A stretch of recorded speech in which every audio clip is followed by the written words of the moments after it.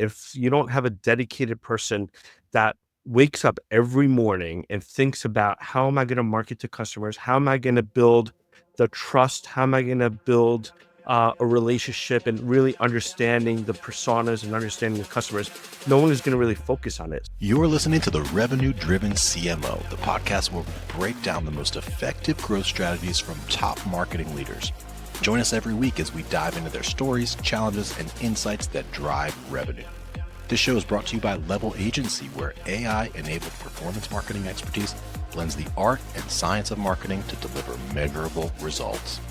Hello, everybody, and welcome to another exciting episode of Revenue-Driven CMO. I'm your host, Chris Mechanic, here with a really exciting guest that I can't wait to get into on this lovely Friday afternoon. Today's guest is a passionate, loyal, actionable marketing executive with a 25-year track record of defining and executing corporate solution strategies for both enterprise and SMB software. And I'll tell you what, this guy is a change agent. Like, he's built, motivated, and empowered high-performing teams both globally and locally, while at the same time developing new market categories, developing exciting brands, developing regional expansion plays, developing cloud-based business models. Like this guy has really done it all. He has, under his belt, he has successfully increased market valuations like dramatically, like to the tune of 10x-ish for early stage and as well as public global software companies.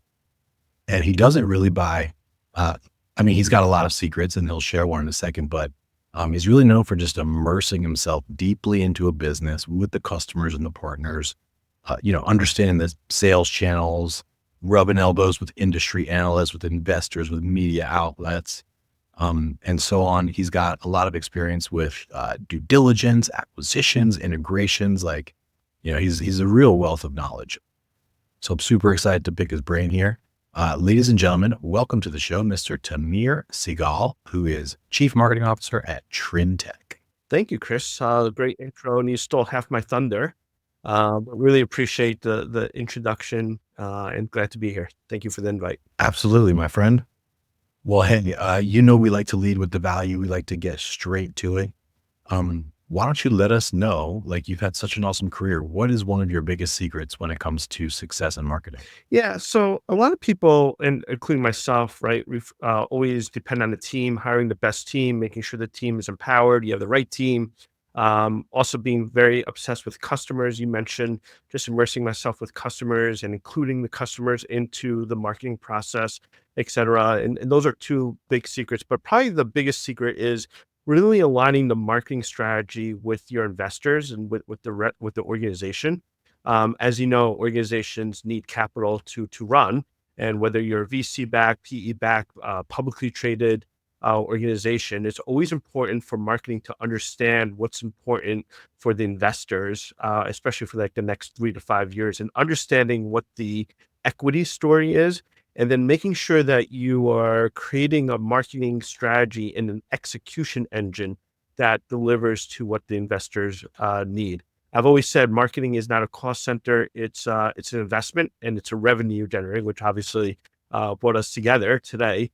So the idea of marketing driving revenue and driving growth, especially in the B2B world, right? B2C is easier to explain, but in the B2B world, marketing has completely evolved in the last 5 to 7 years, and we'll certainly talk about some of those things. But the secret is really just understanding the KPIs, the metrics, making sure the CEO has a vision and developing that vision. And that is not only developing and making that vision, but it's also execution and having a scorecard and regular metrics that kind of tell you, are you on the right track, and having that North Star that is aligned to where the company needs to go. So that's probably the secret. It's no longer a secret, obviously, but that's kind of my secret throughout my career. That's really smart. Align with the money guys, right? Money guys and gals. I've got a question and a thought. So I think it's easy to fall into this trap of like, well, obviously, like, I already know what's important, right? Like, we want website traffic, we want leads, we want content downloads, we want to build our list, we want SQLs, we want, the deal velocity, we want increased average deal values, et cetera. So it's easy to fall into that trap and just be like, I already know what the investors want.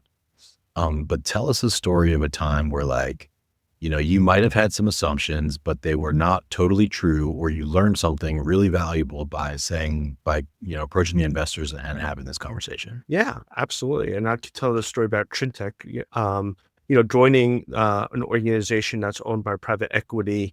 I came into the role and the interview process was pretty extensive. Is still laughing of how many times in interviews I had. It's because it was making sure that the due diligence on my side and obviously the company side met and we were aligned. But Trintech is a great example because coming in, I automatically assumed the majority of my efforts would be around acquiring new customers, customer acquisition, and getting new logos. That's always something that marketing is tasked with and measured. But oftentimes we sometimes forget about the customer. So Trintech has a amazing customer base, and historically, Trintech has, I don't want to say forgotten about the customers, but from a marketing side standpoint, Chris, really didn't focus in terms of marketing to existing customers in terms of new modules, new functionality, turning every customer into an advocate so they could tell the Trintech story. So it's not just Trintech people standing on the roof with a megaphone, it's our customers telling the story. And it was just, I know it's so principle, it's so easy, like, oh yeah, of course, focus on your customers because acquiring new customers is a lot more expensive, it's a lot harder. So why don't you focus on your customers? But I assumed coming into Trintech that it'll be focused exclusively on new logo acquisition. So coming into Trintech, looked at our KPIs, looked at the scorecard, no shortage of metrics. You listed some of them, and I could probably add 5 to 10 more very easily, more metrics. But one of the metrics that we had on our scorecard really didn't reflect the cross-selling capability or initiatives that Trintech has. It didn't focus on the customer advocacy of turning every customer into an advocate in terms of case studies, like how many case studies are we going to have? And then last but not least is customer experience and engagement. So are customers happy? Are we engaged with them? So we're adding just a couple metrics. And again, I'm very, very mindful of how many metrics you could really use. It's not useful if the metrics are not actionable. So it's good to have a list of 10, 15 metrics, but if you're not going to act on them, forget it. So my rule is if you have more than 5 metrics, it's way too many, right? 5 is probably the max, and really look at three specific metrics in terms of decisions. And one of those metrics ended up being customer, right? Related to customers. So that's probably a good example where going in with assumptions that you're thinking that you need to focus on one area, and then talking to the investors and looking at our customer retention and looking at NRR, which is net renewal rate, is something that I took for Trintech. That's brilliant. That's a great example. And very quick side note, have you read this book, The One Big Thing by Gary Keller? Okay, love that. Yeah. So, quick side note for the audience here. So, One Big Thing is a book by Gary Keller, who's the founder of Keller Williams Realty, and it's really fascinating. It's a quick read, but it poses this challenging and powerful question, which is, what's the one big thing that you can do right now, and by virtue of doing so, would render everything else either much easier or unnecessary?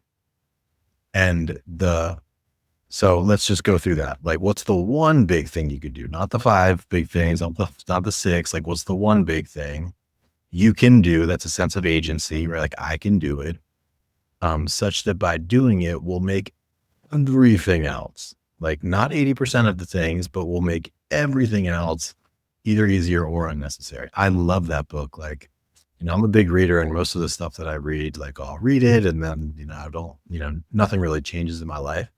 But ever since I read that book, I've been using that framework like pretty extensively. Yeah, and I'll tell you the one thing. So this is for 2024. So when I joined Trintech, it was September of 2023. I just want to make sure my months are correct. Yep.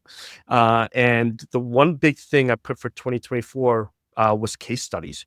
Trintech has an amazing customer base of thousands of customers, and including like 60% of the Fortune 100, blah, blah, blah. I'm not going to bore you with the statistics. And I was surprised that we didn't have as many case studies and customers really telling the story of the value they're getting from the solution. And I'm like, are they not getting value? Are we not asking? Are we not understanding? So linking and partnering with the customer success team and just building those relationships. I'll tell you, Chris, in 2024, we have over 40 case studies that we've published, the most a company ever has seen. So that was the one thing. And why that makes it easier is because there's a lot of things that go into building a case study, right? It's first off, do you want to be an advocate? Do you want to share your story on G2 or any of the other review sites? And then building that relationship of, oh, wait, you're using that module. Why don't you use this module as well? And then building that case study. And then we brought, and in addition to those 40 case studies, that one thing that made things easier is we brought our user conference back. Trintech stopped doing the user conference right before the pandemic. They never really brought people back together in person. And we brought our customers back together. And that really helped in terms of customers telling each other how they're solving a problem. That's great. That's an awesome example. And so case studies also makes things easier, such as lead gen, right? Like it's going to close rates probably get better if you have more proof and more credibility. It probably gets easier to understand your customers, right? Because you're spending time with them. Probably gets easier to like nominate and prioritize new features. So yeah, that's an amazing example. Yeah, it also helped with SEO purposes. Like if we want to get operational, right? It helped with SEO, helps with lead gen. Also helps with pipeline acceleration. So I know a lot of times marketing is focused on new demand generation, but sometimes we forget that we also could control pipeline acceleration. So for early to mid stage opportunities, which they have a need, using case studies for validation of the solution and saying, look, your peers are using this. So it's not just for about pipeline creation, it was also for acceleration of pipeline. Also help with analyst relations. Analysts like the Gartners and Forresters of the world, right? They definitely value hearing from end users and customers more than vendors. Trust me on that. And going to the analysts with case studies also helps. So that was kind of the one thing that really kind of drove a whole bunch of different results, as well as insights and additional activities. That's awesome, man. That's awesome. So I want to get back to the investor thing, which was your official secret. I want to talk about Trintech.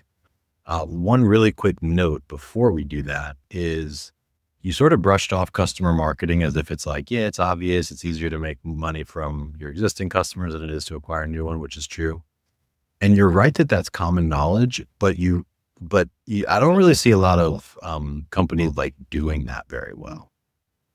You know, like a lot of companies will talk about it, but like it, while it is somewhat obvious, I think it is under discussed still in general and under leveraged probably. Underinvested, I would also add, under discussed, under leveraged. So, I did this in my previous company before I joined Trintech, is created a customer marketing, and I had a customer experience officer and had a team that was focused on the customer, the experience the customer had with the product, with the brand, with the service, built that function up in terms of understanding the journey mapping. So for me, being really close to the customers is important. When I joined Trintech, we didn't have a dedicated function or person for customer marketing, which is a sign that if you don't have a dedicated person that wakes up every morning and thinks about how am I going to market to customers, how am I going to build the trust, how am I going to build a relationship, and really understanding the personas and understanding the customers, no one is going to really focus on it. So kind of the first step or the first rule is having someone that's dedicated to it, that is paid, measured, and has passion for customer marketing, and then having that person or that function really build relationships with the customer success team, with the sales team, right? That are selling, or the account management team, with the product team, and that person really needs to understand the customer journey of what the customer journey looks like. Needs to understand different segmentations, the personas that we are connecting and selling to, and then making sure that they have a map of activities that's aligned to what the goals are at the board level, and we could talk about that. Yeah, that is absolutely true. All right. Well, I want to be sensitive to time here. Let's wrap up the investing thing real quick. So for folks that have not yet had this conversation, like what should they do? Can you give them some scripting, maybe some language that they might use? Like how do you even approach and start this conversation? Yeah, so I think it starts with just understanding who the investors are first and foremost, right? Understanding the difference between a PE firm and a VC firm, understanding what it means to be a publicly traded company. I did a session for my entire marketing team just a few months ago, just explaining the difference of what does a PE-owned company versus a VC versus a publicly traded, and just kind of understanding the basics of how a company is financed. And then as a marketing leader for CMOs, absolutely have those conversations with both the CEO and the CFO. Just really understanding what the board is looking at on a quarterly basis. One of the questions I asked my CEO during multiple interviews in my career is, how's the board measuring you as a CEO? Right. And if you understand how the board is measuring the CEO, right, that oftentimes trickles down, right? It just naturally trickles down, as it should.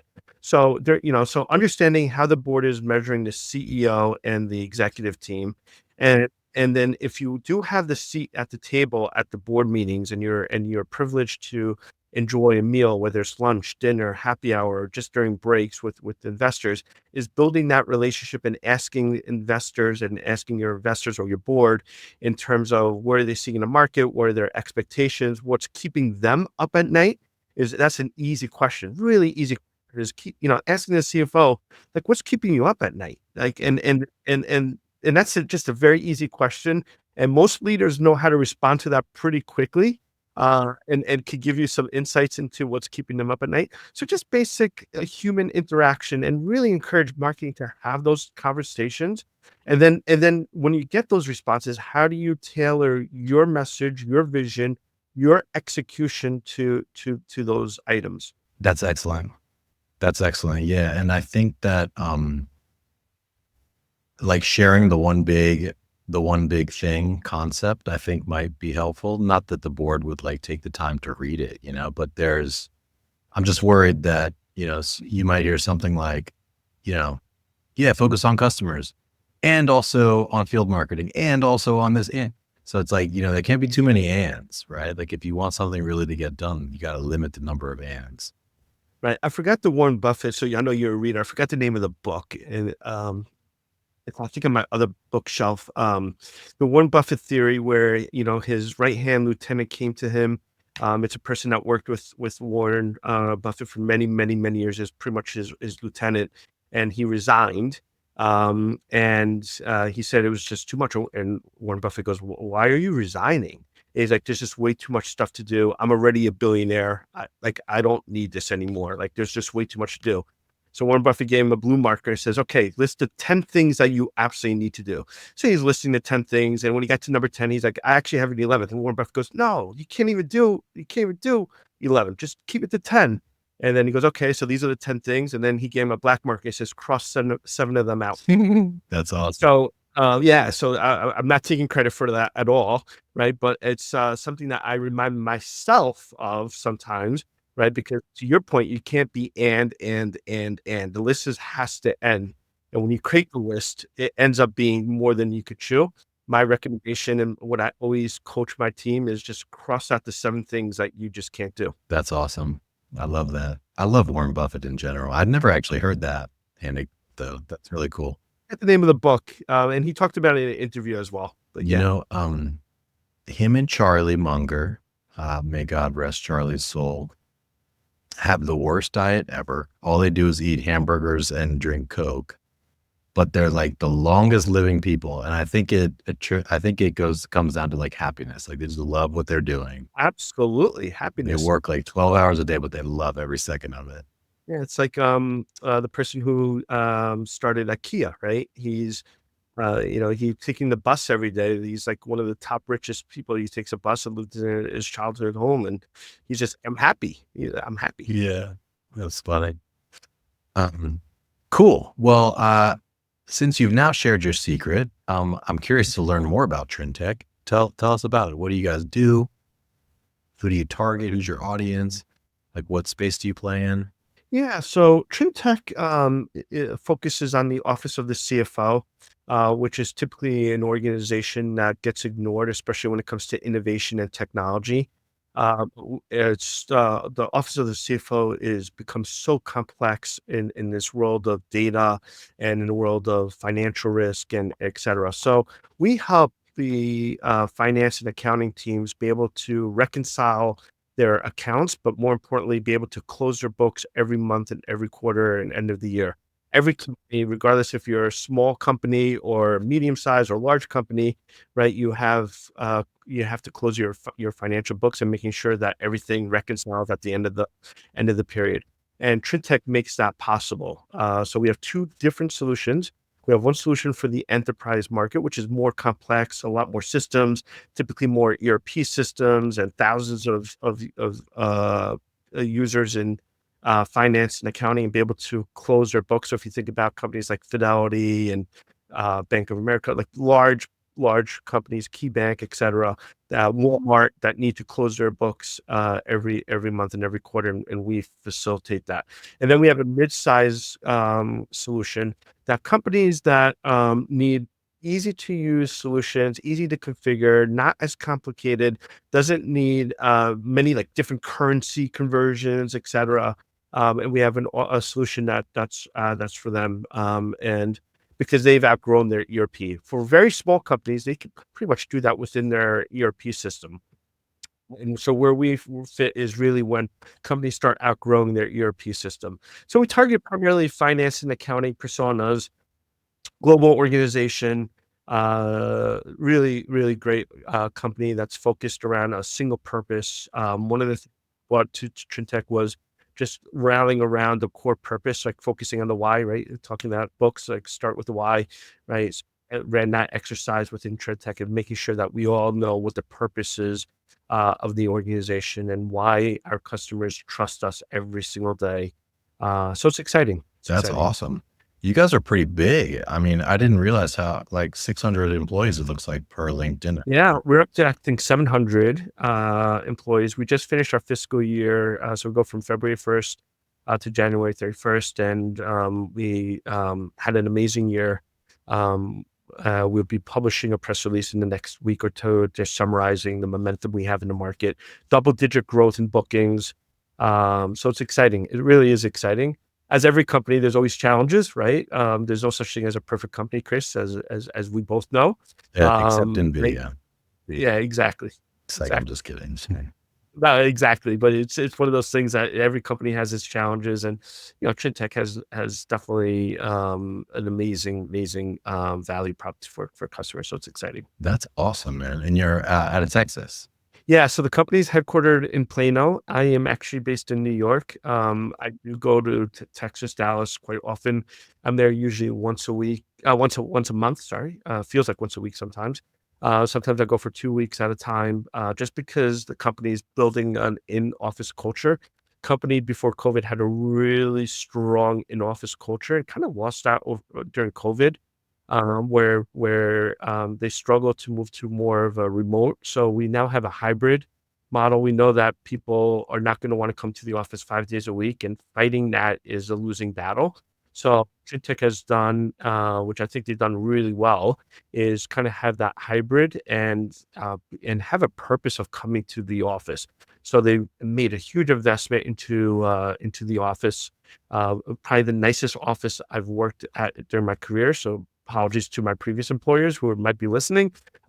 Tech office is unreal. We have our private Starbucks in our own office. It's a pretty amazing office space. Wow, that's next level. your own Yeah. Starbucks. That's so cool. Yeah. It's pretty cool. And you could just order on the app and it's there. It's pretty cool. That's It's pretty amazing. Cool. Well, tell us about the revenue engine, like whether new acquisition or customer marketing, or maybe you want to break them out for us, but like, what are the top drivers for you that are really driving revenue? Yeah, so I mean, I could focus on both, but I guess in the interest of time, I should probably pick one. So for new logo acquisition, there's a couple things that we are doing at Trintech. So first and foremost, we are being more verticalized and specialized. So when we look at our customer base, a big portion of our customers comes from financial services, insurance, and retail because those businesses have high volume. They're also highly regulated in terms of in terms of compliance. So putting more focus on the messaging there, and then being more prescriptive in how we target those segments and speaking their language, and then having our customers obviously speak their language and using the case studies as we referenced earlier on. So that's one avenue. The second one is competitive replacements. And this is every marketer's dream is how do you go and differentiate from the competition? We're no different. We have two major competitors in the market that they vicious. One of them is very vicious, doesn't play nice in the sandbox, and that's okay. And the other competitor just tries to outsmart and tries to bully. So in terms of the revenue engine, being very um, targeted in terms of how we go after our competition, but doing that in a way that's humble. One of our values is humble and making sure that we don't disparage any of the solutions, right? If a customer picked a solution, why should we crap on that solution? The customer selected it, right? So our job as marketers is telling the customer and the prospect what makes us different and making that very digestible. So in just a few seconds or in a minute or less, they're able to say, now I know why Trintech is different than the competitions. And then the third one is events. Believe it or not, events has really taken off. People who are investing to spend the money for travel and attending industry conferences, right? There's a reason they're attending, right? It's no longer a boondoggle. Maybe for some companies it is, Chris. But for the most part, right, our audience when they're traveling, right, finance and accountants when they're traveling, there's a reason they're traveling and they're learning about new technology, learning about innovation, learning how AI impacts their life because with finance and accounting, AI is still not trusted. They still kind of question that. So at events, we're increasing our investment because that's where the buyers are there to learn and to make decisions or they're kicking off projects. So those are kind of the three streams, right? I'll just summarize them, right? Events. Second one is being more specific on our competitors. And then the first one is just being very specific to verticals. Yep. Yeah, that specificity vertical wise, I can say from experience works really, really well. The competitor thing is interesting. I love a good competitive tussle myself. And then events makes a ton of sense given the audience. So let me ask you, what keeps you up at night from the marketer's seat? Oh, that's not fair. You can't ask my question again. That's not fair. We didn't rehearse that That part, was Chris. in the prep doc. It was. No, it was not. No, it was not. I don't think you're using a different version than me. Yeah. All right, I'll What keeps me rephrase. up What at are your night? challenges? No, I'll answer. Fair question. What keeps me up at night is the team. Um, well, my first mentor, one of my first mentors who I still talk to regularly often, his advice to me is priceless. He says, 75% of your job, Tamir, should be making sure the team has everything they need to be successful. Because if the team is successful, Tamir, you will be successful. So that keeps me up at night because the team is, every team has bandwidth challenges and so much to do. We talked about the and making sure the team is engaged, making sure the team has what they need. So that's one. And then the second thing that's keeping me up at night is AI, just the impact of AI on the team, on marketing, on our customers. I think it's moving so fast, and I think there's a lot more questions related to AI than answers, quite honestly. And it's something that you can't minimize, you can't forget, you can't just say or blow it off. It's real, like it's real. And if I ignore it, I'm doing myself a disservice. I'm doing our team a disservice, and our organization. That's great. So what do you do about those things respectively? Like, what do you do to make sure your team's got what they need? And then what are you doing from the AI perspective? Yeah. So for the team, I do something rare. I meet with every team member once a quarter, for 20 minutes or 30 minutes. I try to make it 20 minutes so people don't think it's like a full 30 minutes. Oh man, I need to talk to Tamir for 30 minutes, right? But I schedule one-on-one with everyone on the team, and really encourage them to bring me with their concerns, their questions, their challenges. I also look at the engagement. So if we do surveys, how many people have responded? What are the response rates? When I do a team building activity, is everyone attending? Is everyone participating? So there's things I do. I also we do the quarterly marketing reviews, just making sure the team gets that recognition of showing off their materials, etc. And then the last thing for the team is I shifted to an agile marketing methodology. So we spent Q4 of last year moving to an agile way of working where we have sprints, daily stand-ups, backlogs, and that helps the team in terms of burnout rate, helps the team manage their velocity, and just understanding how much work can they take on during their 2-week sprints and breaking bigger projects into smaller projects. So yeah, it's good, but still keeps me up at night, making sure the team is there and people are growing. And as you know, organizations sometimes grow faster or slower than people. So sometimes people grow and they looking for promotions or new skills. And as an organization, you might not be able to provide that. And so just always minding that.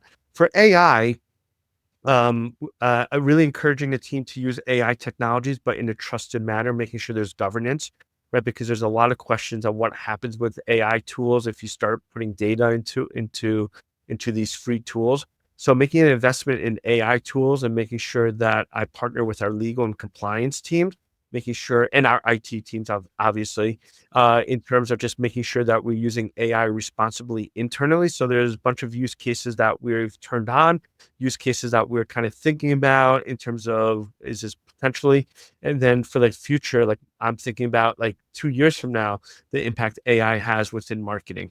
Yeah. I mean, I concur. It's going so fast. It keeps me up at night too. With equal parts excitement and worry, right? Because sometimes I'm just like, oh man, like we could do this thing or we could do that thing. Or I'll stay up like researching, the latest tools. I've seen some really cool stuff lately. Like Yeah. there's Well, what are you worried about? Because you should be excited. I'm But more what are you excited than worried. Okay. Admittedly, I just wanted to kind of vibe with you a little bit. Okay. You wanna have empathy and sympathy I or do. I empathy? do. No. Well, Yeah. because for me, I have fewer guardrails than you do, right? Like, I mean, of course, I'm worried about sensitive data leaking, but the nature of the things that I'm putting in there are like not really all that sensitive. I do often use pseudonyms, or I'll say like, hey, I'll say, sometimes I'll be like, oh, my agency's called blank, and I'll like name a competitor. Exactly. But they know. They know. They I know. know, I know. They know. But there's, Yeah.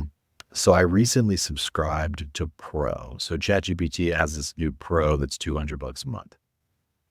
And it blew my mind. So they have two things that I'll tell you about real quick. One is called deep research. And what deep research is you can pose a question to it. Like you can say, for instance, like, go look at this website, tell me what it's doing well and what needs to be improved from an SEO perspective. The normal mode will, very quickly spit out an answer that, might be maybe like 200 to 500 words. But the deep research mode does what it says. It goes really, really deep. It takes sometimes like 10 to 20 minutes to respond. It thinks for 10 to 20 minutes and the whole time that it's thinking, it tells you it's like, hey, checking, doing a site colon, checking the number of pages index, like it sort of has this like stream of everything that it's doing. And then it delivers this really detailed and well-cited report. It's kind of crazy. It's kind of insane how good it is.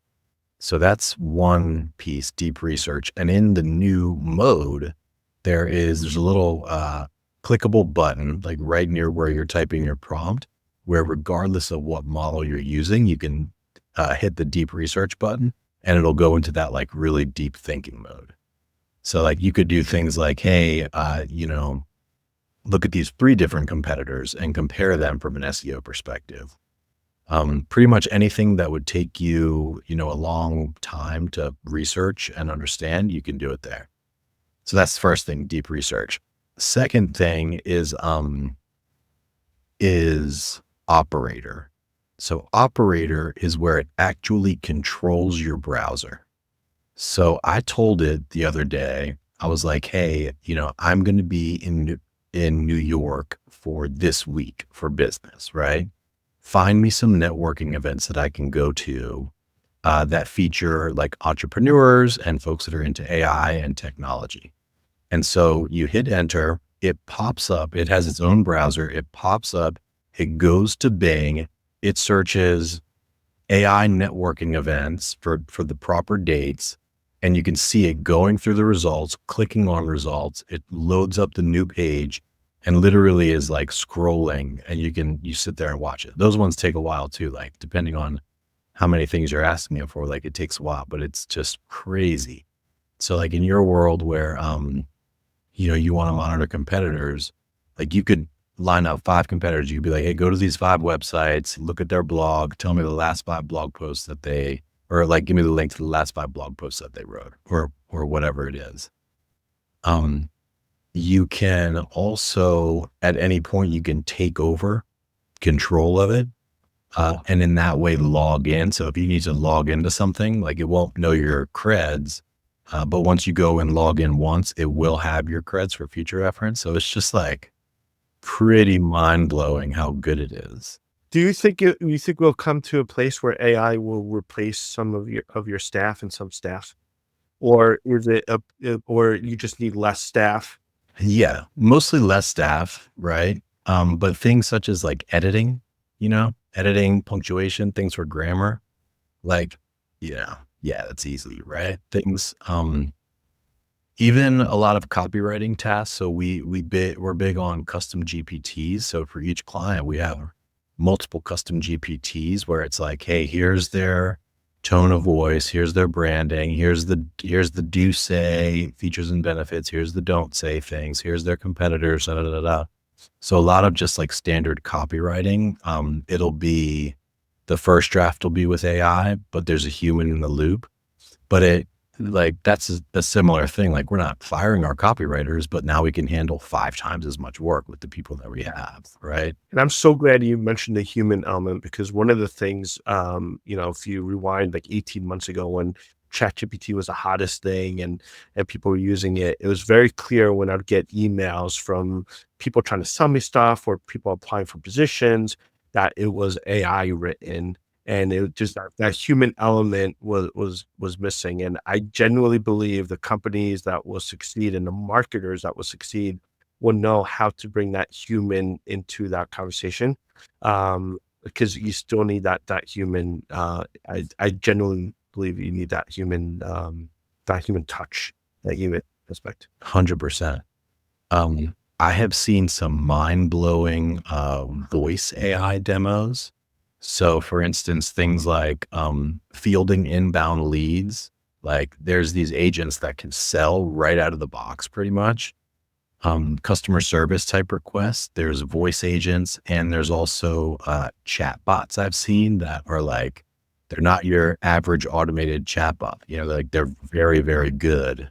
It's genuinely amazing. And one of my previous in my previous company, someone said our goal is to get AI to our club trip, because AI is going to eventually outsell our top salespeople. Right? Yeah, Yeah. totally. So you go to Hawaii, it's going to be, an icon of ChatGPT, the CEO, and Claude. Gemini, and it'll be a picture of the CEO with these 3 AI bots, right? That's yeah, yeah. My prediction, though, I don't think that many people will lose their jobs, but I do think that they'll be asked to do more. But I think that maybe not 1 year from now, call it 2 years from now, each person on your team is going to have like 2 or 3 assistants. They're going to treat them just like coworkers. One is going to be in charge of research. One's going to be in charge of writing. One's going to be in charge of, analytics and reporting. And so everybody on your team is going to become a manager of AI agents. And you said, what do you say, 2 years, Chris? You think 2 I think years? 2 years. Yeah. Yeah, I would agree with that. I would agree with that. The folks on the bleeding edge are already doing that. Correct. But another thing is that no matter how fast the technology progresses, that doesn't mean that the market's going to progress that quickly with it. Like there's going to be maybe a 1% that are doing these things that are possible right now at the bleeding edge. But I wouldn't be too worried about it if I were you, because people are still people and they take time to change and they take time to learn and adopt. Yeah, I mean, what keeps me worried is, the data protection. I mean, you and I are in different worlds, even though we share the same passion for marketing and for some of the principles of marketing. But in my world, I have an obligation to protect customer data, have an obligation to making sure that our marketing plans and details do not get leaked. And sometimes as humans, we make mistakes. Like I mean, we it's easy to make mistakes, right? So, how do we making sure that we're protecting our customer data and being good stewards of data, right? Because data privacy is still, I think, a challenge, especially in Europe. We're a global organization, and in Europe, as you know, right, the GDPR and privacy. It's a whole nother challenge that we have to obviously keep in mind and consider. Hey, I'm having a really good time here. I know that we're pushing up on time, so we'll start to wrap. But thank you so much for coming on. I've been inspired in multiple angles, both from the big secret of speaking with investors. I think it's something. My agency was recently acquired, so I had an agency, Web Mechanics, that was acquired by a group level, and the investors are actually really lovely people, and they're very open and communicative, as is the board. And so we've had those conversations, but I could use a refresher, right? Like it's been a couple of months since I've spoken to them. So I'm inspired by that. I'm inspired by customer marketing. I'm inspired by the idea of, focusing.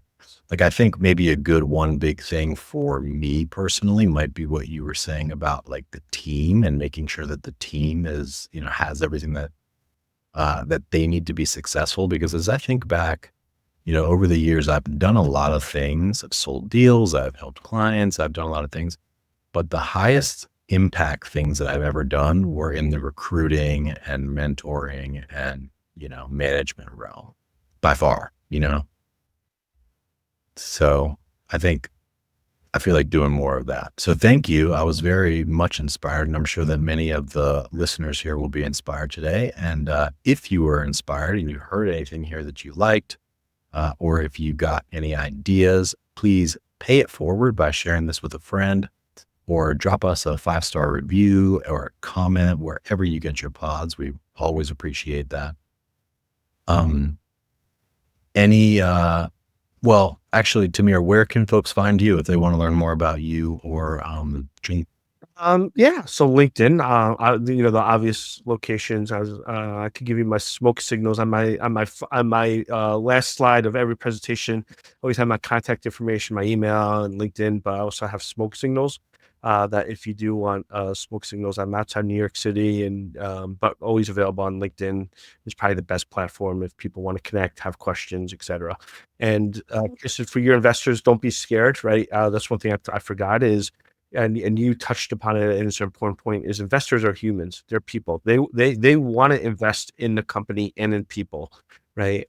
Don't be intimidated just because they're investors or they're part of the board. They're humans. They're They actually welcome conversations. They want conversations. They don't want to be this separately. So forgot to mention that, and you kind of hinted that, right, that you want to connect with them. So 100%. it's important for the audience to not be not to be scared, not to be intimidated, and encourage them to talk to the board and investors if they have an opportunity. 100%, man. Well, thank you again for coming on the show. I really, really enjoyed the conversation. Stay on the line for just one moment and we'll wrap. But for everybody listening, that was another awesome episode of Revenue Driven CMO. And we'll see you next time.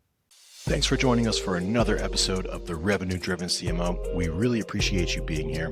For more details, show notes, past episodes, head over to revenue-drivencmo.com. This show is brought to you by Level Agency, combining AI-enabled performance marketing expertise with the right mix of data and creativity to fuel growth. Catch you next week.